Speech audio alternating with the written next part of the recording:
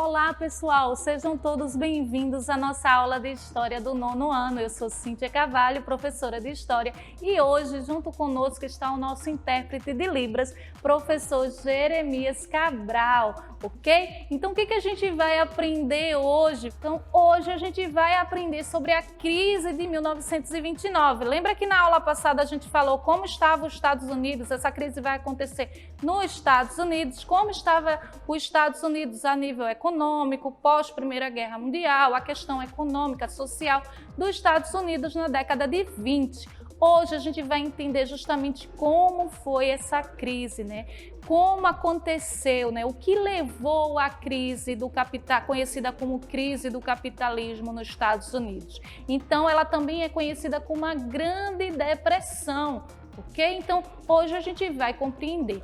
Mas para introduzir o nosso conteúdo, a gente vai fazer duas perguntinhas sobre o assunto da aula passada que vocês, eu tenho certeza que lembram, ok? Então vamos lá para a telinha? Você lembra qual era a situação econômica do EUA, né, Estados Unidos da América, nos anos de 1920? Você sabe dizer o que significa a expressão American Way of Life? Então, a situação econômica dos Estados Unidos era um liberalismo econômico, eles estavam vivendo a efervescência econômica, se tornando aí uma potência econômica mundial após a Primeira Guerra Mundial, né? Então, ela se tornou muito rica economicamente, uma potência.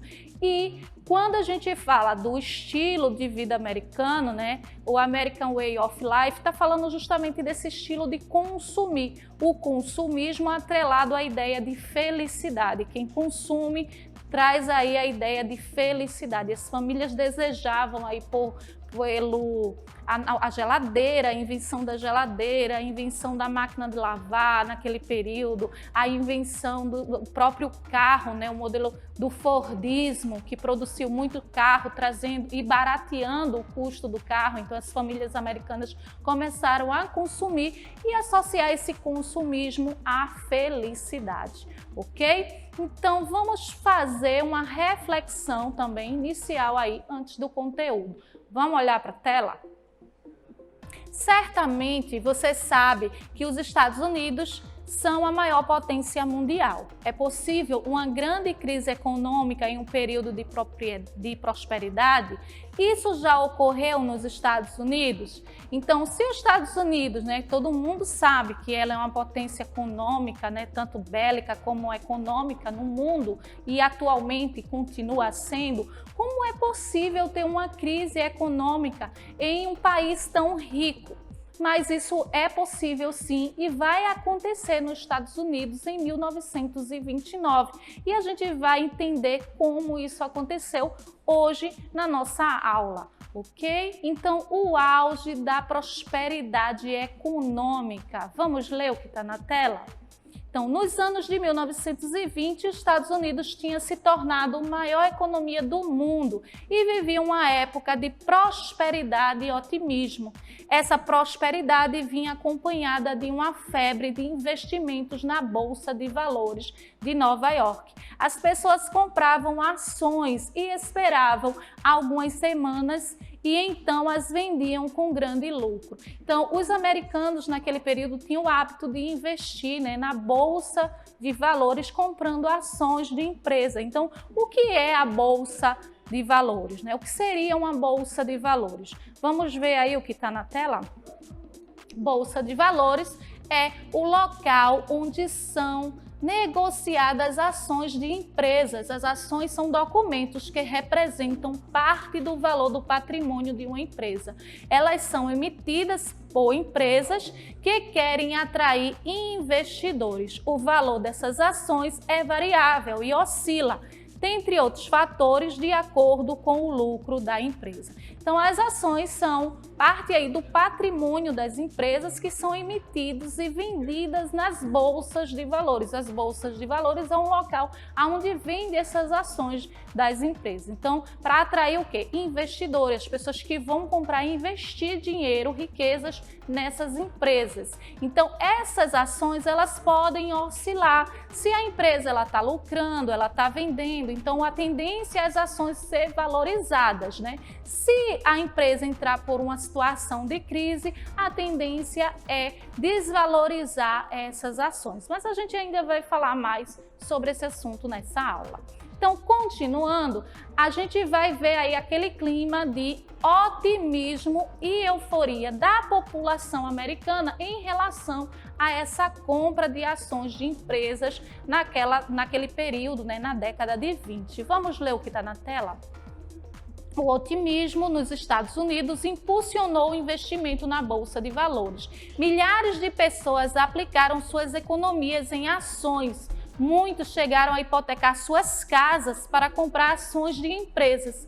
Quem aplicou $100 em março de 1928 em ações na General Electric vendeu 18 meses depois por $300. Então, a facilidade de ganhar dinheiro, né, de você empregar $100 e poucos meses você conseguir $300, isso atraiu muitas famílias que chegaram até hipotecar suas casas nos bancos. O que é hipotecar? Né? Dá como garantia, pegar empréstimo nos bancos, dá como garantia de pagamento daquele empréstimo sua casa e aquele empréstimo investir na Bolsa de Valores de Nova York. Então, a gente vai ver aí justamente a quantidade imensa de famílias, de pessoas simples, né, que faziam esse tipo de atitude de comprar bolsas por causa do otimismo, por acreditar que a economia americana estava em crescente e que não ia ser uma queda, não ia ter queda e eles nem pensavam, nem cogitavam na possibilidade de se ter uma queda econômica ou uma crise econômica nos Estados Unidos daquele período. E aí os problemas, né, em meio a essa euforia, quais os problemas que começaram a surgir e que vai contribuir aí para a quebra da Bolsa de Valores de Nova York? Vamos ler?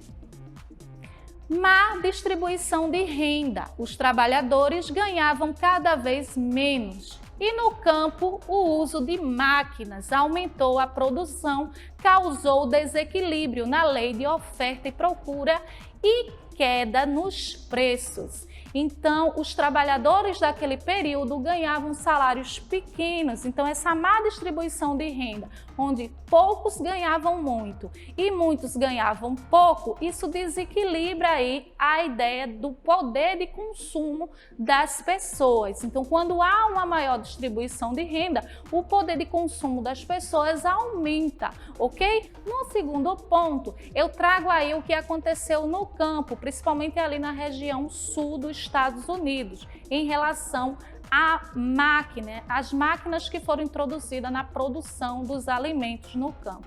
Isso fez com que os produtos alimentícios aumentassem a produção. Quando há um aumento na produção, há uma baixa de preço.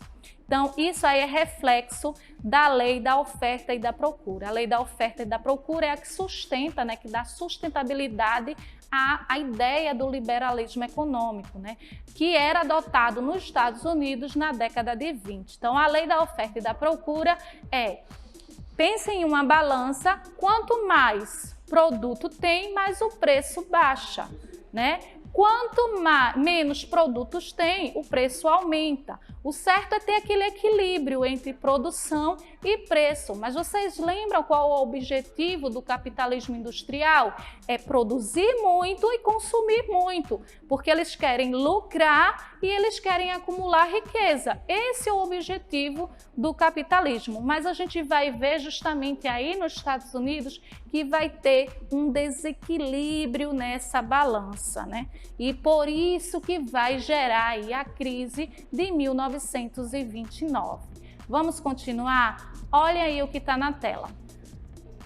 Em meados da década de 1920, os países europeus começaram a recuperar suas economias, reduzindo as importações, resultado grave crise de superprodução.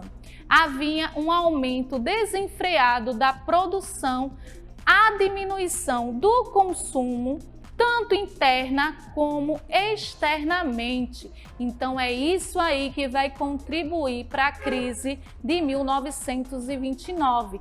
a Europa, né, ela vai se recuperar após a Primeira Guerra Mundial, no final dos anos 20.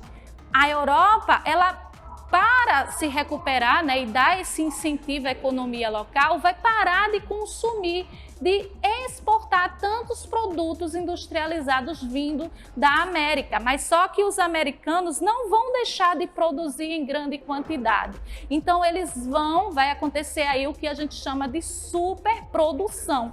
Vão continuar com a mesma produção, mas eles não vão ter mercado consumidor, nem internamente, nem externamente, porque os países europeus, para proteger sua economia e se recuperarem, eles vão começar a comprar menos de fora e vão passar a comprar mais no mercado interno deles. E os Estados Unidos também vai passar a comprar menos internamente porque pagavam salários baixos aos trabalhadores. Então, como é que os trabalhadores iam ter dinheiro para comprar o produto industrializado? Então, o problema de superprodução, o problema, né, da recuperação da Europa, dos países europeus, e aí os países europeus compram menos, então o consumo interno e o consumo externo diminui e a produção aumenta. Olha o desequilíbrio da balança, a lei da oferta e da procura, muito produto, pouca procura.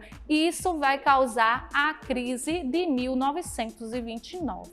Então, que é justamente conhecido como crash da Bolsa, né? O crash da Bolsa de Nova York. Então, vamos ver lá o que está na tela.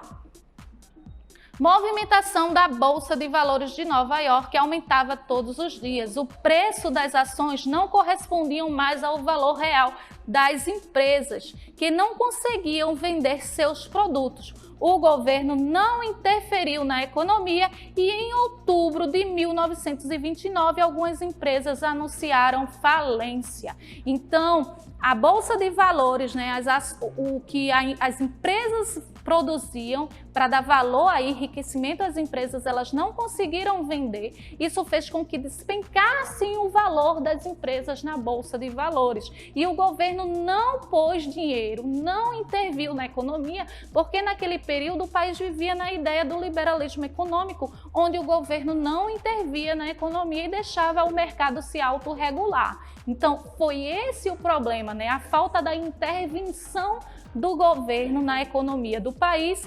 Isso ocasionou aí o que a gente conhece como o crash da Bolsa de Nova York, né? Em outubro de 1929, 24 de outubro. Então, vamos ler o que está na tela? Em 24 de outubro de 1929, na quinta-feira, conhecida como Quinta-feira Negra, negociadores da Bolsa de Valores não encontraram compradores, causando queda nos preços das ações. Durou dias seguidos, chamado de crash ou crack, né?